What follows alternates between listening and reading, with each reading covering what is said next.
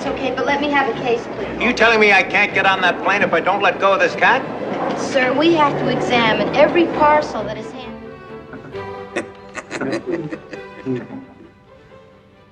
All right, out with your gum.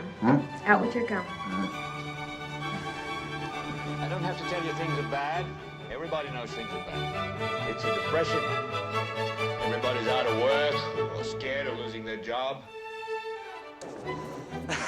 Dripping on your rug. It's been dripped on before. Look, I'm sorry about this. I didn't know that there were going to be any complications. Yeah, well, there's a lot of that going around lately. I don't blame you for being hostile. I think I get the picture.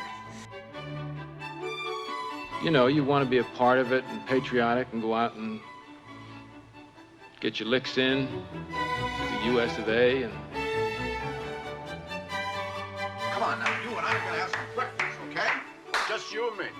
Okay, what do you want for breakfast? Some French toast. French toast. You want the French toast you got? Put up a little water. Yeah, do you have some coffee? But I've seen in the back of the car with his brother Charlie, a small-time racket guy, and I want something like this. It wasn't him, Charlie, it was you.